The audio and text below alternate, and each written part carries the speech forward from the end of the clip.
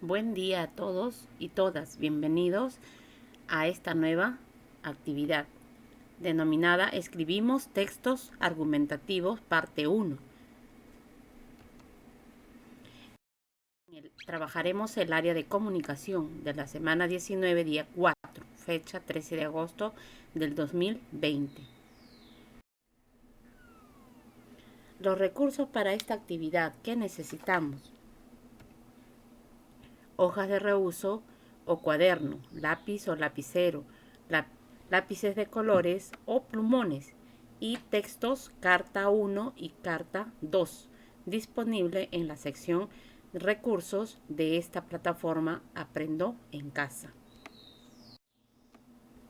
Nuestra meta: planificar la escritura de una carta argumentativa para fundamentar la importancia del respeto a tu espacio personal.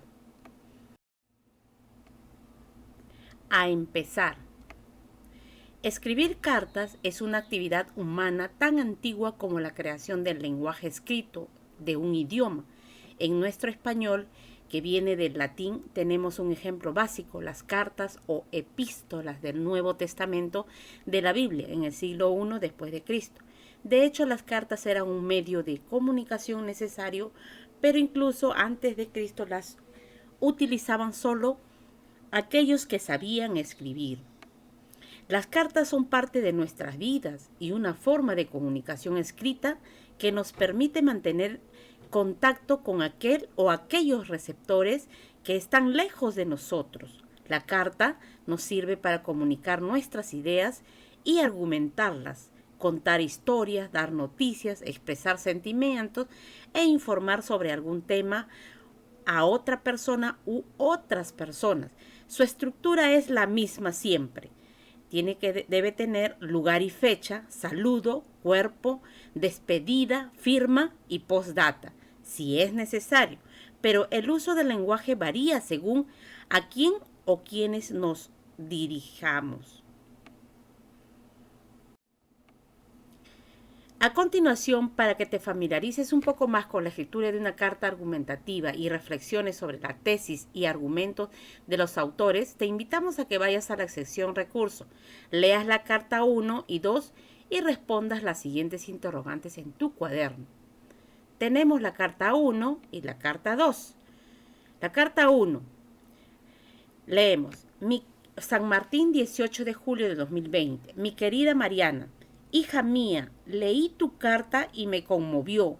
Por eso decidí responderte de la misma forma. Sé lo importante que es para ti contar con tu propio espacio personal y sentir que tienes mi apoyo y confianza. Quiero que sepas que es así. He leído cada una de tus demandas y sé que esperas que te dé permiso para abrir tu cuenta personal de Facebook. Entiendo que esta red social es parte de las actividades cotidianas de muchas personas y que varias amigas tuyas se comunican por allí. Definitivamente es parte de tu época y marca una nueva forma de relacionarnos con otras personas. Reconozco que tiene muchas ventajas, no solo porque te da la oportunidad de estar conectada con la gente que conoces, sino porque puedes tomar contacto con gente que no está a tu alcance, como tu artista favorito, y porque también te permite estar informada de los acontecimientos que pasan en el mundo. Sin embargo, como debes haberte informado, esta red está permitida a partir de los 14 años con autorización y vigilancia de los padres. Entiendo que algunas de tus amigas han dado información falsa para ser parte de esta red. Así como ellas, hay gente que no siempre proporciona la información correcta sobre su identidad con el fin de acosar a las personas o interferir en sus vidas para hacerles daño. Estas personas también pueden buscar la forma de tener acceso a tu cuenta para suplantarte y colgar fotos o mensajes que te desacrediten u ofendan a tus contactos.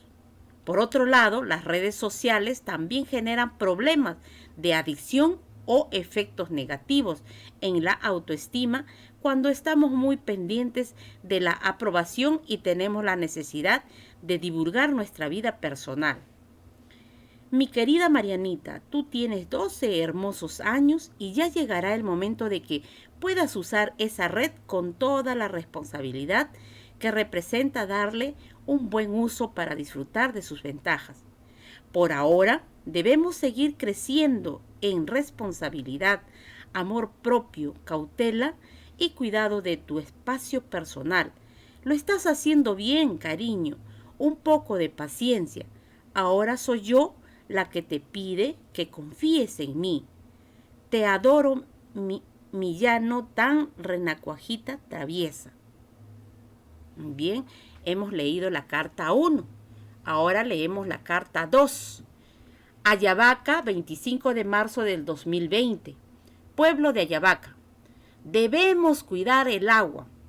Escribo esta carta a toda la provincia en general, a cada ciudadano que siente suya esta tierra, que nos vio nacer, nos acogió y nos mantiene. Pido que tomemos conciencia sobre el cuidado del agua. Es un pedido importante y urgente. Sabemos que el agua es un recurso natural abundante en el planeta. Antes se disponía de agua en abundancia para el trabajo agrícola, para el consumo humano, para los animales y para otras actividades de mi distrito Pacaipampa. Sin embargo, hoy observamos que el agua es cada vez más escasa, no solo en mi pueblo, sino en toda nuestra provincia.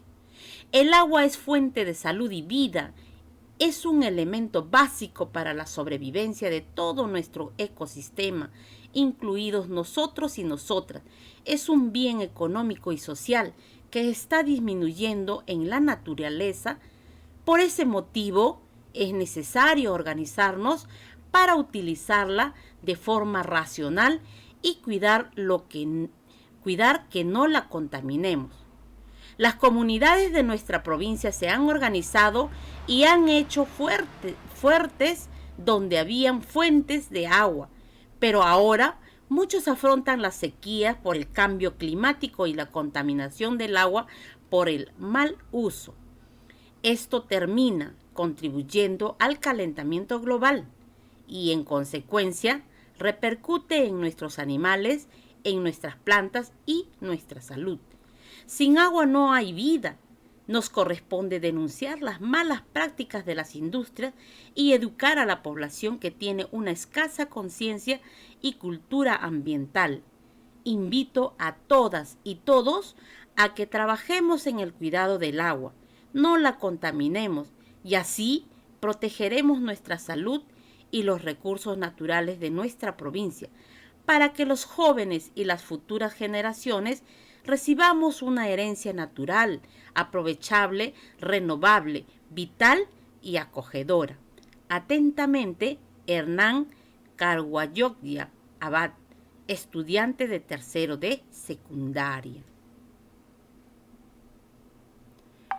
Ahora respondemos a las preguntas de la carta número 1 y la carta número 2.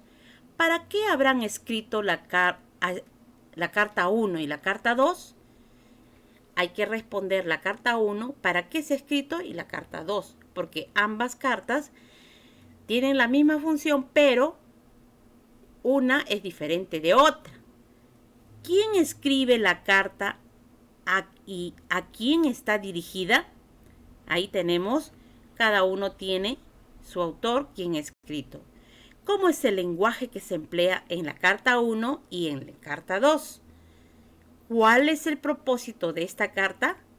¿Qué propósito tiene la carta 1 y qué propósito tiene la carta 2? ¿Cuál es la tesis y dónde está escrita? ¿Y cuál es el argumento de la tesis? Ahí tenemos que responder. Sé que tú lo vas a hacer en tu cuaderno. Es muy probable que las respuestas al análisis que has hecho de las cartas te hayan ayudado a que te des cuenta de lo siguiente. Ahora, antes de empezar a planificar tu texto, revisa nuevamente la meta de esta actividad y responde la siguiente pregunta. ¿Para qué planificaré la escritura de una carta? Anota la respuesta en tu cuaderno. a planificar. Ahora tienes la oportunidad de elegir qué tipo de carta quieres escribir según la necesidad que te embarga. Al elegirlo, definirás tu propósito. Tenemos una carta pública. La carta pública está dirigida a tu comunidad, a tu escuela, a tu familia o región, para fundamentarle por qué se debe respetar el espacio personal de todas las niñas y los niños. Y una carta personal está dirigida a alguien en específico, a quien necesites fundamentar por qué debes respetar tu espacio personal. En este caso, en la carta 1 será una carta personal y en la carta 2 que acabamos de leer es una carta pública, porque va dirigido a una comunidad o población. Responde en tu cuaderno. ¿A quién estará dirigida esta carta? ¿Por qué quieres escribir esta carta a este destinatario? Antes tienes que definir si tu carta va a ser una carta pública o una carta personal. Y la última pregunta, ¿qué lenguaje debes emplear en este tipo de carta? 2. Recomendaciones para organizar tus ideas. Lee con atención la información que has revisado en estos días y la que has producido.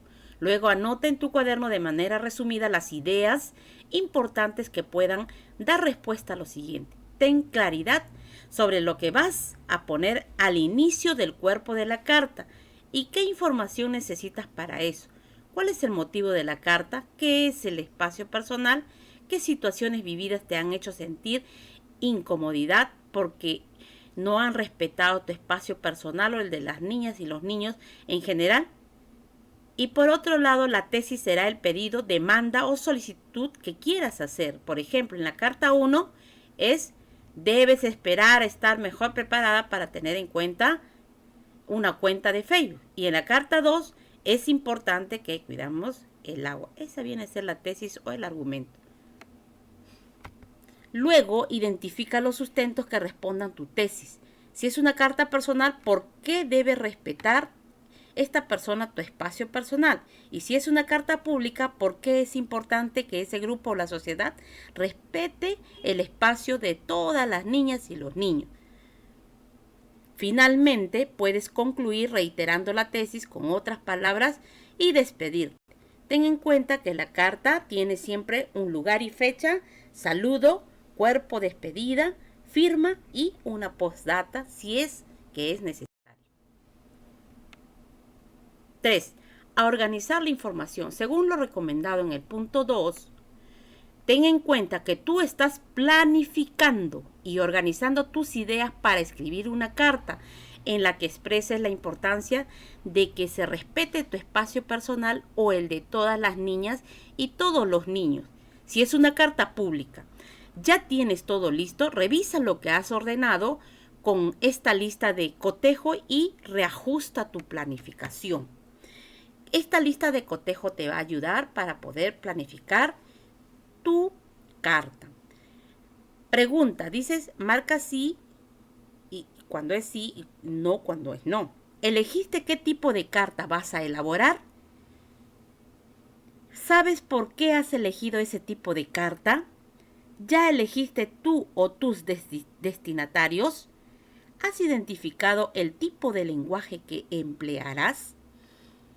¿Tienes la información o las ideas centrales que colocarás al inicio del cuerpo de la carta de manera organizada? Por ejemplo, ¿cuál es el motivo de la carta?